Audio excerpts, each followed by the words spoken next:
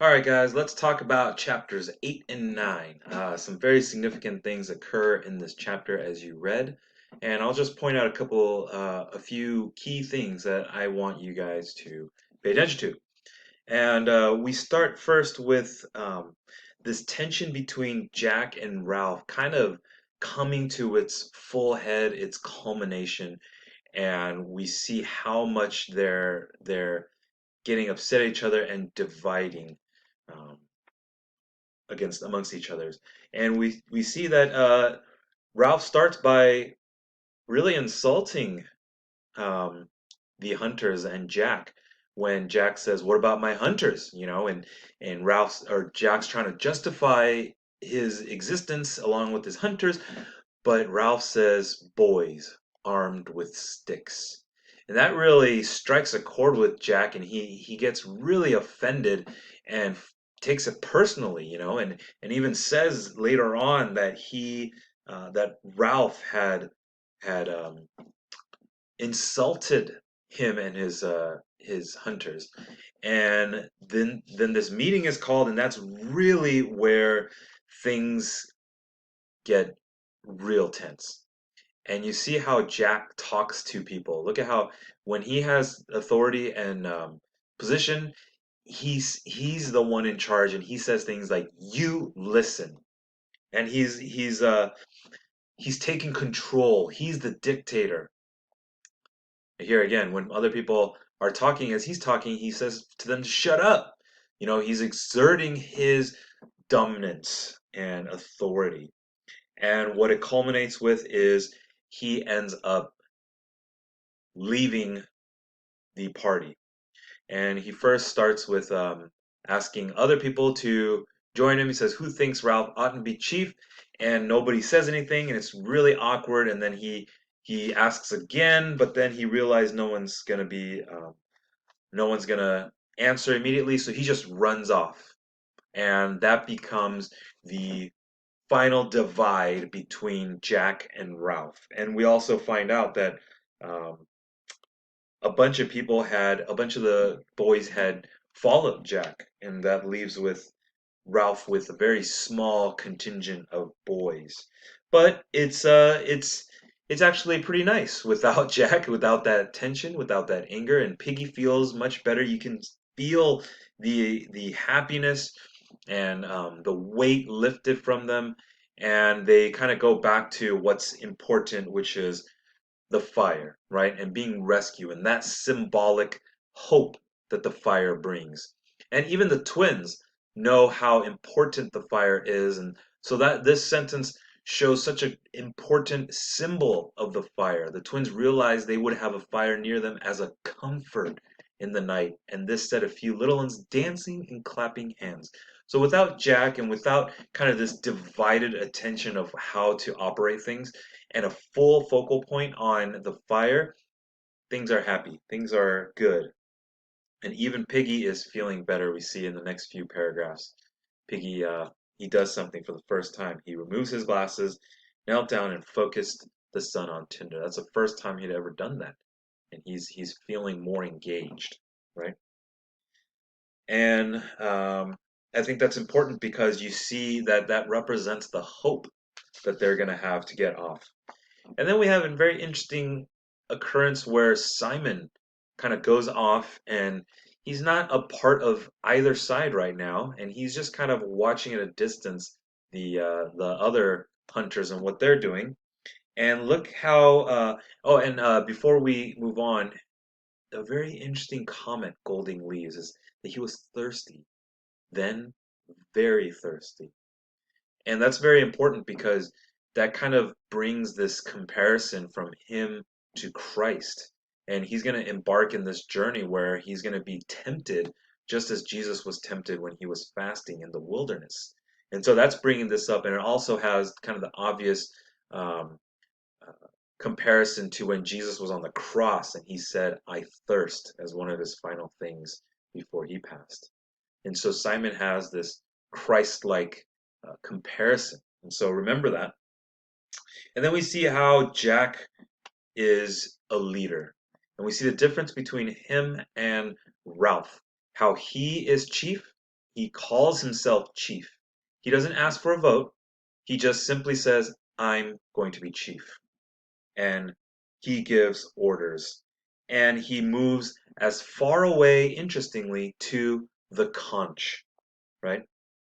He says, forget the beast. And a few paragraphs later down, it says, oh, wait, it's over here. Away from the conch. So that's symbolic too, because they're trying to get away from the order and organization that Ralph had built up. And so as we continue along here again, they go on this hunt, and I just want to point out, I mean, this isn't too significant, except I just love the mastery of description that Golding has. The pigs lay bloated bags of fat, sensuously enjoying the shadows under the trees. I just love the way he phrases that and really gives you the sense of these pigs just enjoying themselves and providing all this meat. And then the hunt is important too, because if you look at the way that they hunt after, especially when they get the pig, the sow, um, at the end, they're all giggling, and he's flicking blood at people, and he's rubbing the blood on the other boys, and they're um, joking around, and they're just having the time of their lives. And it really shows you that they're hunting not because they necessarily want meat and survival, but they're hunting because it's fun to them. They find pleasure in killing. And so that really is moving them again into this savagery territory. And after the hunt, and he sharpens both sides, and on one side he puts the pig's head on top and then sticks it into the ground, and he says that it's a gift for the beast, right? Almost as if he's inviting the beast, accepting the beast.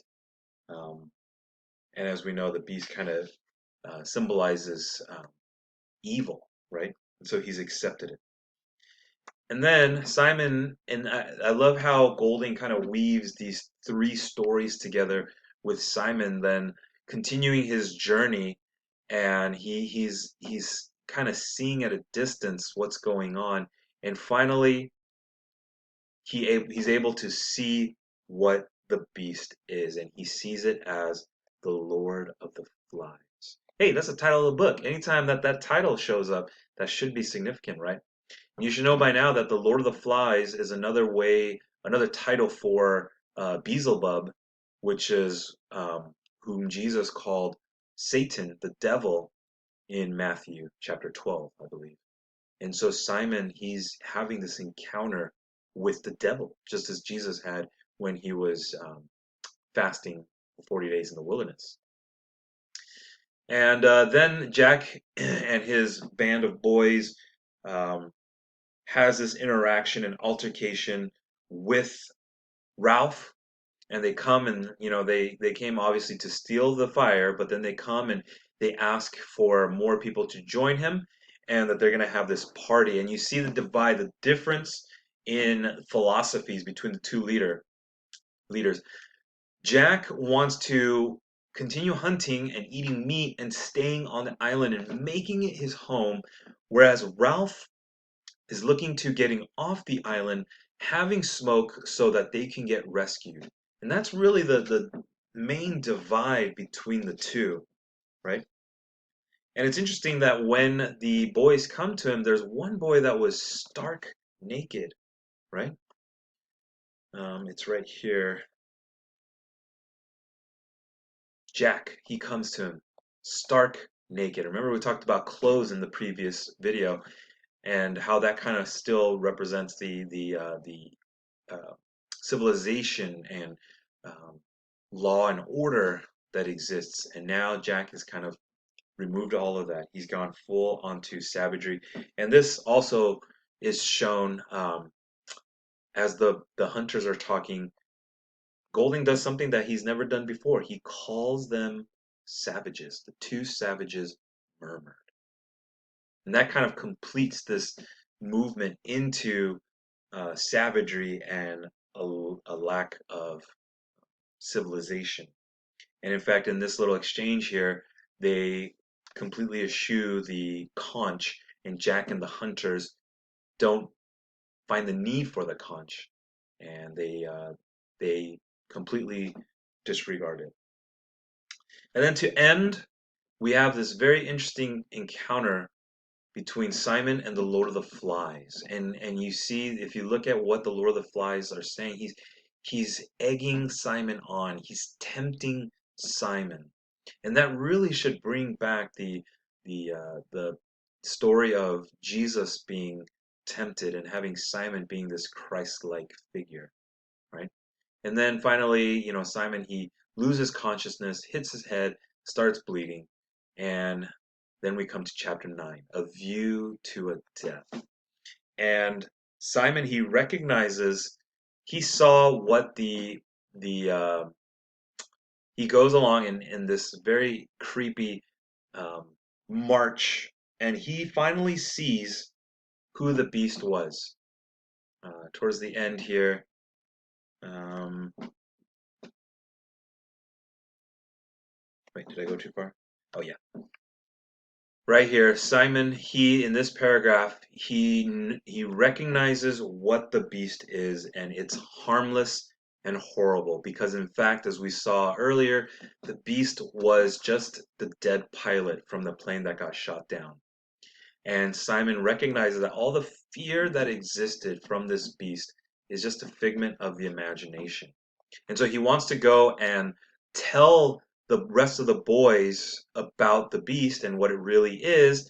Um, and here we have a break in that story where then Piggy and Ralph go to Jack and they do eat the meat, kind of symbolically indulging in it. And Jack says things like, has everybody eaten as much as they want? And he's basically egging on the indulgence, which is kind of like the sin of gluttony. And he's letting them enjoy their pleasures. But Ralph and Jack have this debate about what needs to get done. And Jack finally says that you don't have authority here.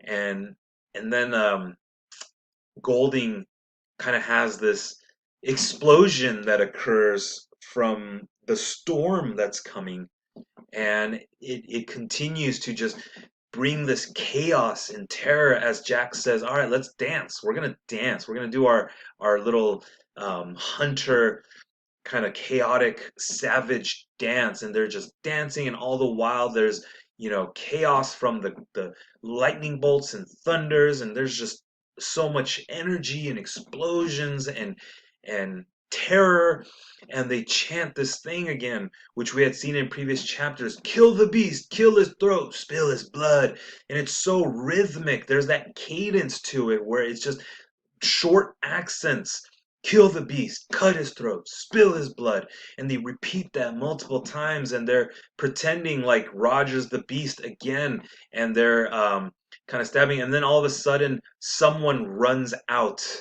and comes to them and is yelling and is trying to get their attention, and they recognize it as the beast, so they start to stab it, and they, in the chaos, they begin jabbing it with their spears, and they end up killing it.